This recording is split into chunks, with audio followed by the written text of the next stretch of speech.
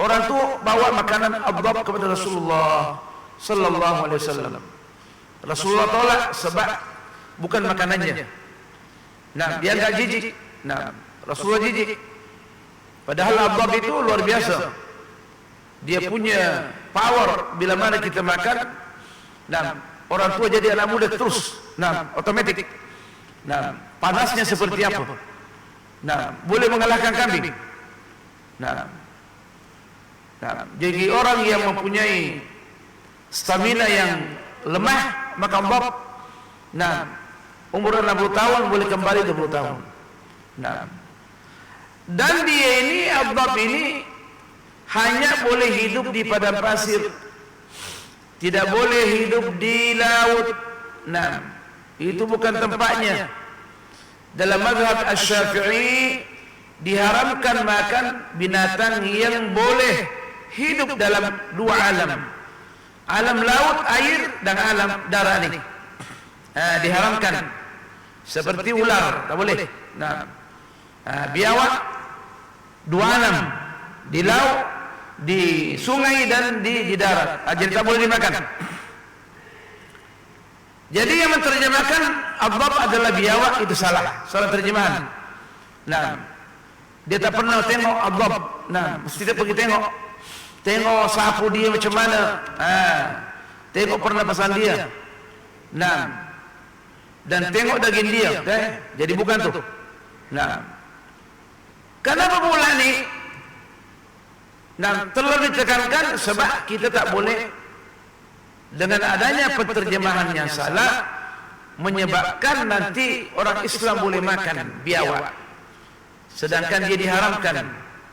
Nah,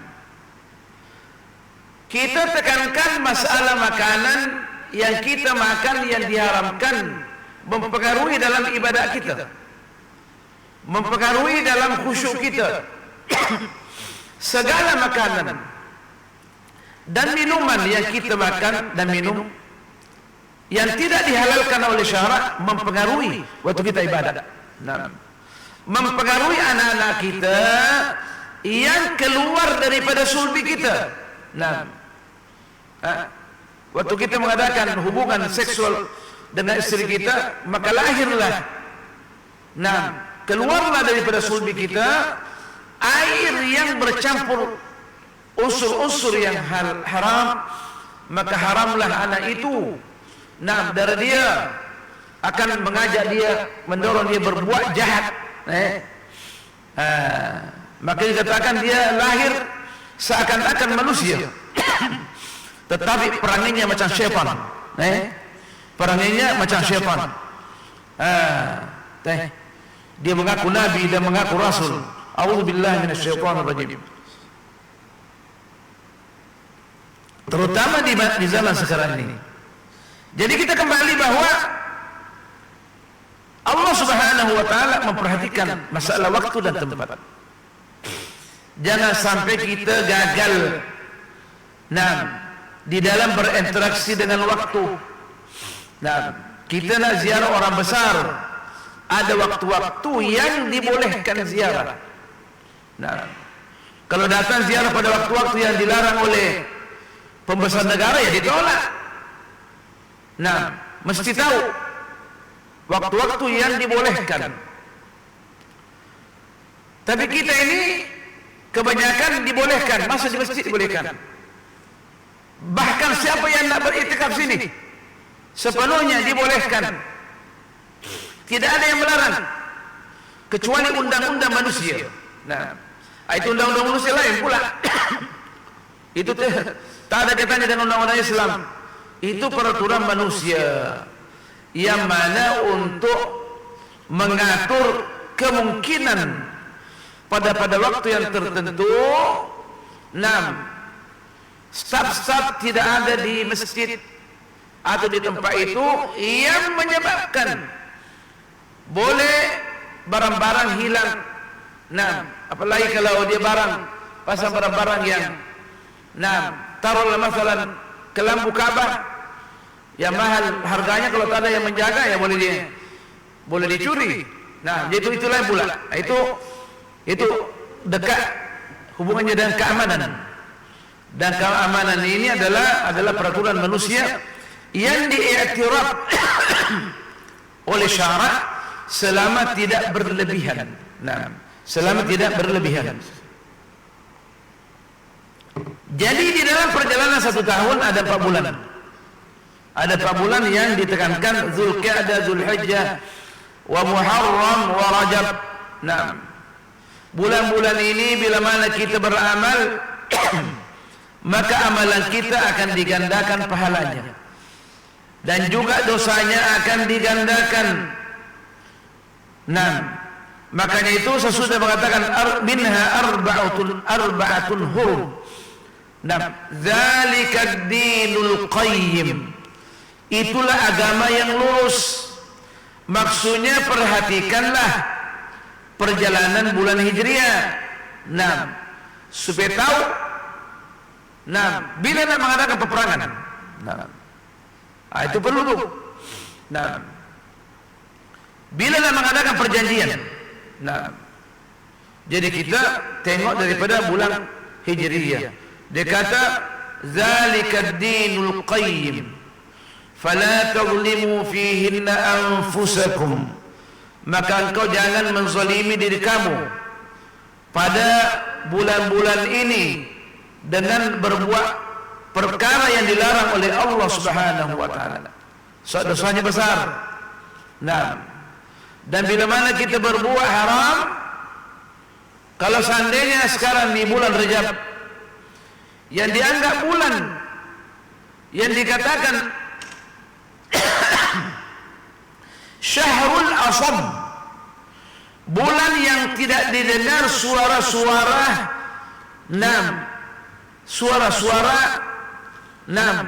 alat perang, al-asam. Sebab karena agungnya bulan ini dari zaman jahiliyah, sangat-sangat dihormati dan ditauzimkan oleh ahlul jahiliyah, dan juga waktu datang Islam juga ditauzimkan. Dikatakan asy-syahrul asam, bulan di mana tidak didengar suara-suara senjata. Ataukah asy-syahrul asam, bulan yang mana Allah melimpahkan segala bentuk rahmat pada bulan ini. Jadi pada siapa yang memberikan, yang mengadakan pendekatan kepada Allah Subhanahu wa taala, maka Allah membukakan rahmatnya seluas-luasnya. Jadi dikatakan al-asab sebab Allah melimpahkan rahmatnya. Allah memudahkan bagi sesiapa yang nak bertaubat, diberikan peluang pintu bertaubat seluas-luasnya. Sebab apa? Sebab bulan Rajab ini kita disuruh berlatih. Di dalam bulan ini kita disuruh berlatih. Supaya kita mengadakan mujahadah, melawan hawa nafsu kita. Makanya itu ditekankan untuk memperbanyak puasa. Meskipun tidak warid di dalam hadis berapa banyak kita boleh berpuasa pada bulan Rajab, tak warid. Tidak warid. Hari apa yang ditekankan pada bulan Rajab untuk berpuasa?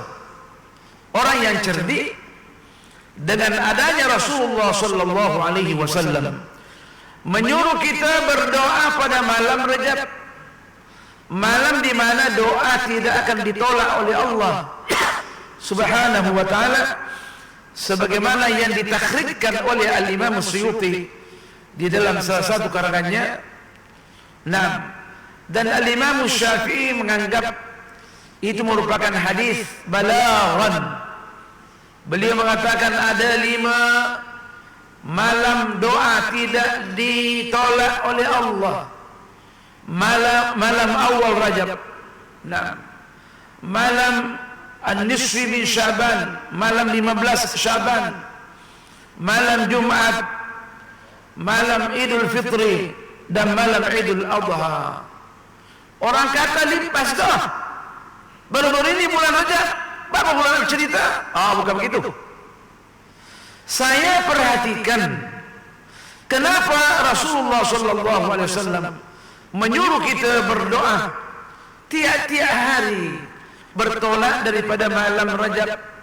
Allahumma barik lana fi Rajabin. Dalam satu bacaan, kebanyakan sebagian ahlu nahu mengatakan ahli nahu, Allahumma barik lana fi Rajab. Tetapi yang paling banyak membaca, terutama apa yang warid dari dalam Musnad Ahmad bin Hanbal, Allahumma barik lana fi Rajabin wa Sya'bana wa ballighna Ramadan. Rasulullah kita, Nabi kita menyuruh kita berdoa. Awal masuk bulan Rajab kita berdoa, ya Allah berkatilah kami. Nah, dalam setiap sujud kita disuruh berdoa. Siapa tahu waktu-waktu yang tertentu seperti malam Jumat, hari Jumat yang seperti sekarang ini, Allah menerima doa kita, Allahumma barik lana fi Rajabin, atau fi Rajabina wa Sya'banina wa ballighna Ramadan. Berkatilah ya Allah kami pada bulan Rajab ini. Allah terima. Allah terima. Nah, ditakdirkan Allah terima pada waktu yang mulia, hari Jumat atau malam Jumat, di tempat yang mulia, di masjid yang mulia yang diagungkan oleh Allah Subhanahu wa taala. Pada bulan yang mulia, bulan Rajab, Allah terima. Maka kita punya perjalanan akan diberkati oleh Allah Subhanahu wa taala. Itu kata ulama. Jadi kita pada waktu-waktu yang ditekankan, kita berdoa pada tempat yang ditakzimkan, itu dekat adanya Allah boleh menerima doa kita. Ya, tentu berbeda bila mana kita berdoa di Jambang, dalam hati mesti dibolehkan. Ini tempat yang paling mulia di sisi Allah Subhanahu wa taala. Sampai dikatakan Baitullah, masjid ini merupakan rumah Allah. Bila mana kita berdoa, kita masuk di pintu masjid, berselawat dan beristighfar dan minta dibukakan pintu surga yang 8. Bila mana diterima di pintu sana, Allah, untungnya lah orang tu diterima doanya untuk masuk di pintu surga. Nah, masuk di surga melalui pintu 8 pintu. Di antaranya yang memperolehi masuk surga melalui 8 pintu ini Sayyiduna Abu Bakr As-Siddiq, yang dikatakan seandainya semua amalan umat Rasulullah sallallahu alaihi wasallam ditimbang dengan semua amalan Sayyidina Abu Bakar, ditimbang dengan semua amalan umat Rasulullah sallallahu alaihi wasallam, pasti amalan Sayyidina Abu Bakar lebih berat lagi. Kenapa kira-kira? Apakah dia tak pernah tidur sholat tengah malam? Bukan. Sayyidina Abu Bakar biasa saja amalan dia. Tetapi Sayyidina Abu Bakar hatinya sangat bersih. Orang yang paling baik yang bersih hatinya sesudah Rasulullah sallallahu alaihi wasallam. Dunia tidak, hatinya tidak bergantung dengan dunia. Nah, kita sudah jelaskan. Pernah sekali Sayyidina Umar,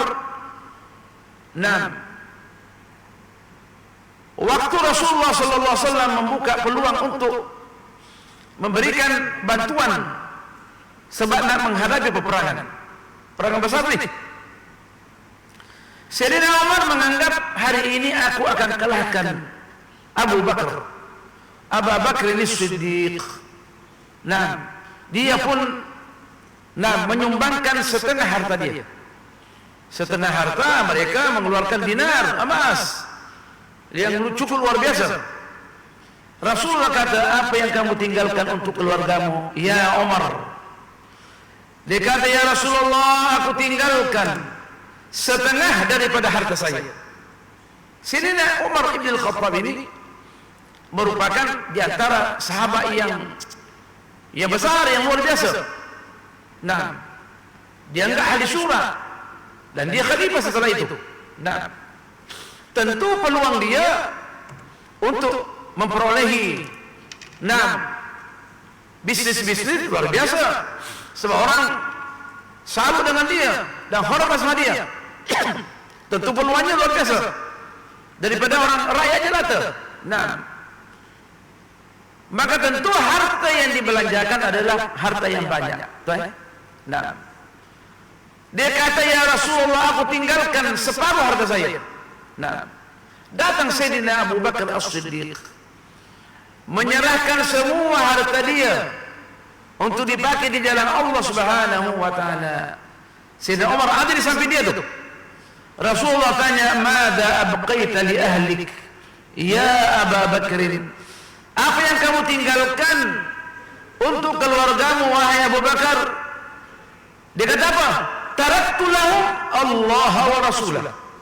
Aku tinggalkan untuk mereka Allah dan Rasulnya. Makanya itu dia punya hati tidak bergantung dengan dunia. Luar biasa. Kata Sayyidina Umar, saya yakin sekarang ini saya tak akan kalahkan Abu Bakar As-Siddiq. Dibelanjakan semua harta dia. Karena konsepnya sekadar kita tidak bergantung kepada dunia, sekadar itu Allah lebih sayang kepada kita. Maka itu dikatakan, barang siapa yang mencaci maki Sayyidina Abu Bakar, di mana dalam hadis kursi dikatakan, apakah engkau wahai Abu Bakar? Allah berfirman, Rasulullah sampaikan, wahai Abu Bakar, apakah engkau reda kepada Allah Subhanahu wa taala? Nah, Allah tanya Abu Bakar melalui Sayyidina Rasulullah sallallahu alaihi wasallam, wahai Abu Bakar, apa engkau reda terhadap Allah Subhanahu wa taala? Ya salam. Tak ada tuh. Tidak ada manusia Allah katakan, apa engkau reda terhadap aku? Nah, kecuali Sayyidina Abu Bakar As-Siddiq. Berdasarkan ini, kata ulama, barang siapa yang membenci Abu Bakar seperti melaknat sebelum salat perbuatan orang Syiah, maka dia kafir. Ahlus sunnah jamaah mengatakan kafir secara ijma', sepakat ulama. Sebab apa? Sayyidina orang yang paling disayang oleh Allah oleh Allah Subhanahu wa taala sesudah Rasulullah sallallahu alaihi wasallam. Dalam perjalanan untuk menjunjung tinggi Islam, Sayyidina Abu Bakar orang yang pertama. Yang kedua Sayyidina Umar, yang ketiga Sayyidina Utsman, yang keempat Sayyidina Ali karramallahu wajhahu wa radhiyallahu anhum ajma'in. Yang empat ini mesti dipelihara. Dan mesti diikuti jejaknya supaya kita selamat dunia dan akhirat.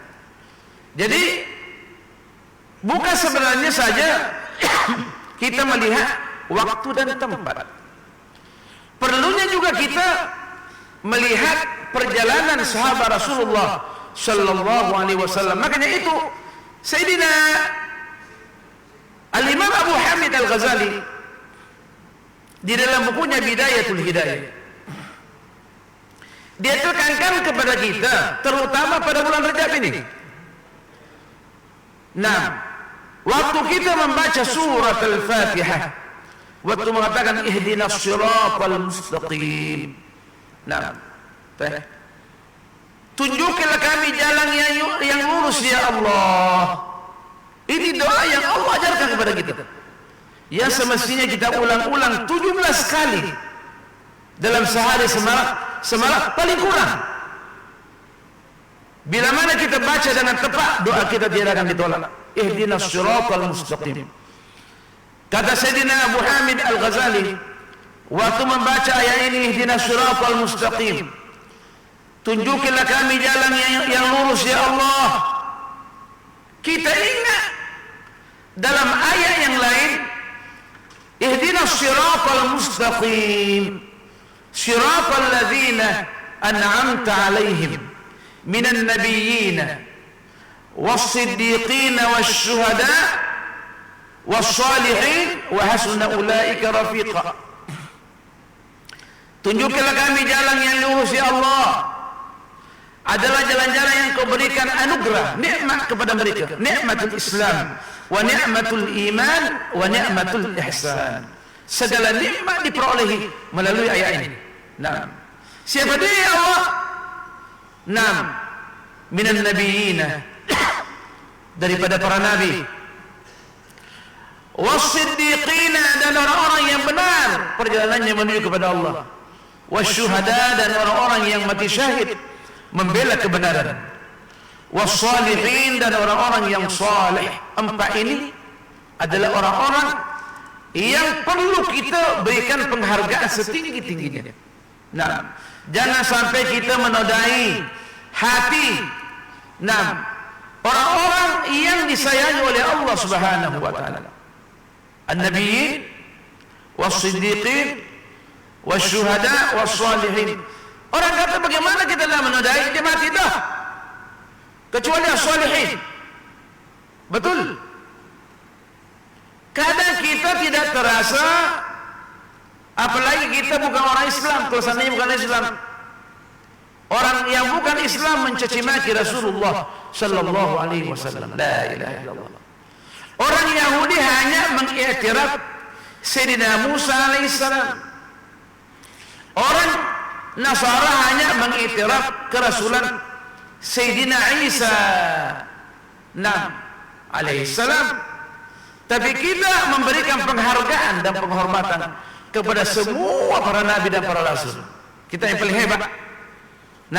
Menjunjung tinggi orang-orang yang dijunjung tinggi oleh Allah Subhanahu wa taala. Jadi kita berakhlak sama dengan akhlak Allah Subhanahu wa taala yang merupakan akhlak yang paling tinggi. Kita sayang orang yang disayang oleh Allah Subhanahu wa taala. Itulah maksudnya takhallaqu bi akhlaqillahi ta'ala. Berakhlaklah sama dengan akhlak Allah Subhanahu wa taala. Kita nak tanya, siapakah orang yang paling dicintai oleh Allah Subhanahu wa taala? Yang paling dicintai oleh para rasul dan para nabi. Maka itu kata ulama, waktu membaca Al-Qur'an, bila mana disebutkan nama mereka, kita mengatakan alaihi salam, atau alaihi mussalam, atau alaihi wa ala nabiyina afdhul salati wat taslim. Allah. Mudah-mudahan mereka mendapatkan selawat dan salam. Begitu pula junjungan Nabi kita sallallahu alaihi wasallam. Untuk apa? Supaya doa itu kembali pimpinnya kepada kita. Kita mengatakan alaihi ala sayyidina Isa wa ala nabiyina Muhammadin sallallahu alaihi wasallam afdalus salati wat taslim. Waktu menyebutkan dia punya nama dalam Al-Quran, berarti kita sudah mendoakan Rasulullah sallallahu alaihi wasallam dan mendoakan Sayyidina Isa dan para nabi yang disebutkan di dalam Al-Quran.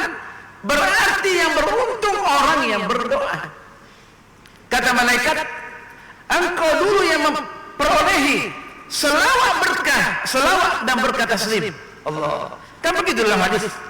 Bila mana kita berdoa, maka ada malaikat yang mengaminkan doa kita, dan dia mengatakan engkau dulu yang diterima doanya. Allah. Maka itu perlu kita, waktu kita membaca Al-Quran, kita baca nama para nabi dan para salihin, terutama dalam surah Al-Kahfi. Maka kita mendapat persentase daripada doa itu. Kita yang diterima dulu. Maka itu pentingnya kita mengenal orang-orang yang disayangi oleh Allah Subhanahu wa ta'ala, supaya kita mengikuti jejak mereka.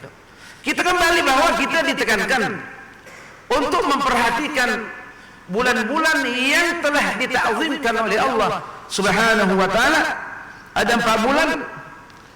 Bulan Dzulqa'dah, Dzulhijjah, wal Muharram, kemudian Rajab, Rajab paling sensitif. Rajab paling sensitif. Sebab dia merupakan permulaan kita untuk mempersiapkan diri kita memasuki bulan suci Ramadan. Nah, karena ada bulan Syaban betul. Kita disuruh mempersiapkan diri kita pada bulan Rajab supaya segala akhlak-akhlak yang tidak mulia kita tinggalkan. Kita sering mengikuti syahwat hawa nafsu kita.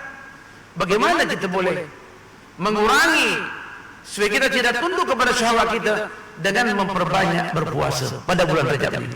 Sebagian sahabat bila mana masuk Rajab, mereka berpuasa pada bulan Rajab sepenuhnya. Kemudian bulan Syaban sepenuhnya. Karena bulan Syaban kebanyakan Rasulullah SAW berpuasa pada bulan Syaban. Kalau kita tidak boleh berpuasa pada bulan Rajab sepenuhnya, kita puasa Senin Kamis, atau puasa sebagian ditekankan Ayyamul Bid, hari 13, 14, 15, atau Ayyamus Sud, hari ke-27, 28 dan 29. Hari-hari ini adalah merupakan hari-hari yang menentukan supaya kita diterima oleh Allah Subhanahu wa taala memasuki bulan Syaban. Kata ulama, seandainya kita selamat pada bulan Rajab ini dengan menjaga doa-doa yang telah diajarkan kepada kita oleh Rasulullah SAW, terutamanya Allahumma barik lana fi Rajabin wa Sya'ban wa ballighna Ramadan. Berkatilah kami Allah pada bulan Rajab ini dan bulan Sya'ban, dan jadikanlah kami boleh sampai pada bulan Ramadan. Orang yang cerdik, dia akan menambah perkara-perkara yang membantu keadaan dia. Kenapa Allah Subhanahu wa taala, Rasulullah sallallahu alaihi wasallam menekankan bulan Rajab? Mengatakan Allahumma barik lana fi Rajabin atau Rajabina. Sebab dikatakan seandainya selamat bulan Rajab ini, Allah menjaga kita terutama pada malam awal bulan Rajab, dan terutamanya malam Jumat yang pertama, dan terutamanya hari Jumat yang pertama, kita boleh berada di sini. Allah boleh bersama-sama. Duduk menunggu khutbah khatib naik di mimbar, berarti kita orang yang paling beruntung di sisi Allah Subhanahu wa taala. Sebab kita berada pada waktu yang ditakzimkan oleh Allah Subhanahu wa taala pada hari Jumat yang pertama daripada Rajab. Kata Imam Ibnu Athaillah Sakandari, untuk menunjukkan pentingnya kita menjaga awal-awal tahun, awal-awal bulan, awal-awal minggu. Beliau mengatakan man asyraqat bidayatuhu asyraqat nihayatuhu. Barang siapa yang permulaan pekerjaan dia, baik bulan atau tahun atau minggu atau hari, sesudah subuh kita berzikir kepada Allah Subhanahu wa taala, berdoa supaya sepenuh perjalanan Jumat kita dari subuh tadi, bahkan dari malam, baik di sisi Allah Subhanahu wa taala, maka baiklah perjalanan kita seminggu penuh. Makanya itu as-salafus saleh, sebelum lagi malam Jumat mereka sudah beriktikaf di masjid Rasulullah sallallahu alaihi wasallam. Mereka berbondong-bondong beriktikaf di Masjid Madinah. Untuk apa? Karena keberkatan pada malam Jumat dan keberkatan pada hari Jumat. Kita alhamdulillah, kita berada pada zaman semuanya mudah. Allah, semuanya mudah. Kalau seandainya orang tu jauh daripada masjid, hotel ada. Allah, kita tak perlu hotel. Kita semuanya punya kereta yang banyak. Allah, kita punya driver lagi. Nah, untuk mengantar kita kepada rumah yang diagungkan oleh Allah Subhanahu wa taala pada awal Jumat Rajab. Allah. Bila mana Allah terima awal Jumat Rajab, maka sebulan penuh akan diberkati amalan kita di sisi Allah Subhanahu wa taala. Maka kita tidak akan cedera. Nah, maka itu ulama kata bila mana selamat bulan Rajab, maka selamatlah bulan Syaban. Bila mana bulan Syaban selamat, kita punya pelanggaran. Nah, perbuatan negatif kita minim. Kita memang tidak lepas daripada dosa, itu otomatis. Tidak ada lepas dari dosa. Hanya Rasulullah SAW yang masuk. Tapi kita nak menjadikan amalan kita yang baik mengalahkan amalan kita yang tidak baik. Kita nak minta amalan yang baik ini adalah 60% good dalam sistem penelitian universiti. Kita nak good 60. Kalau kita boleh kembangkan very good adalah 70. Nah, 80 ke atas adalah A plus. Daripada 80. 85 sampai 100 adalah A plus. Tapi saya rasa tidak ada A plus. Nah, kalau universiti itu memberikan markah kepada pelajar 100%, saya rasa itu dia macam mengampulah sama pelajar-pelajar itu. Tak ada namanya A plus. 100%. Nah, pasti ada kesalahan dia. Nah, kalau tidak ada kesalahan dia pasti bermasalah pelajar itu. Islam menekankan kita yang penting kebaikan kita mengalahkan kejahatan kita. Selamatlah kita. Innal hasanat yudhibna as-sayyi'at. Sesungguhnya kebaikan itu yang lebih daripada kejahatan akan menghapuskan kejahatan. Nah, orang yang punya markah 51 5.1 dia punya markah dia otomatis dia lulus insyaallah. Nah, tapi takkan kita nak masuk surga dengan 5.1. Kita nak 6 lah, poin berapa gitu. Nah, supaya kita tidak dihisap. Nah, supaya kita dikubur kita senang lenang dengan markah yang 60 atau 70. Kan begitu. Al-Quran sudah menekankan innal hasanat yudhibna as-sayyi'at. Sesungguhnya kebaikan itu menghapuskan kejahatan, tapi kejahatan yang melebihi markah. Nah, kebaikan mengalahkan markah kejahatan supaya kita diterima oleh Allah Subhanahu wa taala. Dan ini juga kita pahami bahwa kita ini manusia lemah. Walau bagaimanapun kita nak berbuat baik sepenuhnya, saya rasa pasti ada cedera. Nah, jadi disuruh banyak berdoa pada bulan ini.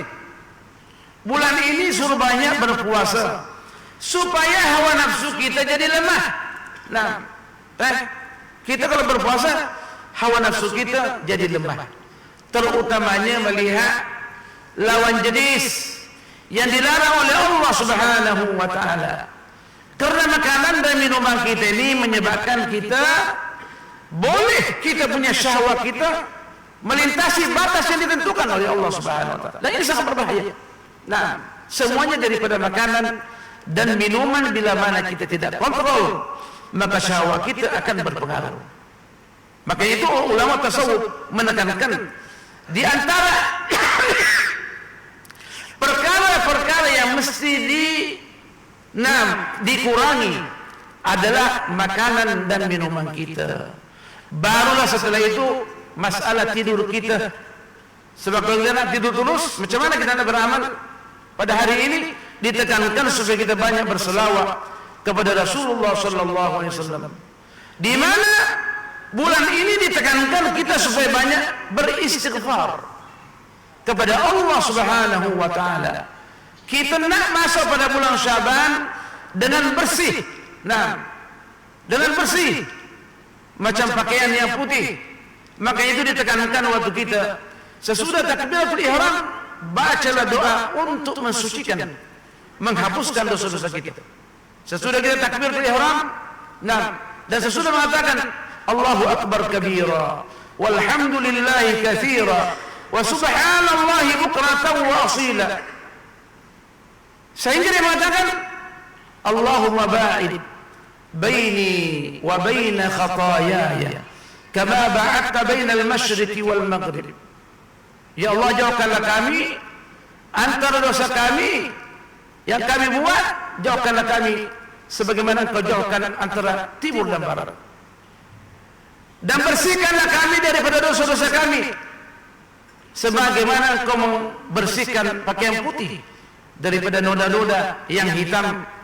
Dan cucilah kami daripada salju dan embun dan air. Maksudnya bersihkanlah kami sebersih-bersihnya Allah sebelum masuk bulan Syaban untuk kita diterima oleh Allah Subhanahu wa taala. Tuan-tuan dan puan, saya tengok waktu sudah habis. Insyaallah kita akan sambung lagi pelajaran kita insyaallah taala. Bila mana Allah memberikan kita umur yang panjang insyaallah taala. Yang penting kesimpulannya, pada hari ini kita ditekankan supaya kita banyak berselawat kepada Rasulullah sallallahu alaihi wasallam dan banyak beristighfar. Ulama menekankan janganlah tinggalkan istighfar pada bulan Rajab. Ada dua sighah. Allahumma ghfirli warhamni wa tub alayya innaka antat tawwabur rahim. Katanya ditekankan baca 70 kali atau 100 kali. La pendek Allahumma ghfirli wa tub alayya innaka antat tawwabur rahim. Dengan sighah yang ada ni, kata sahabat, aku hitung Rasulullah berapa banyak diulang. Katanya 100 kali. Ada yang mengatakan 70 kali.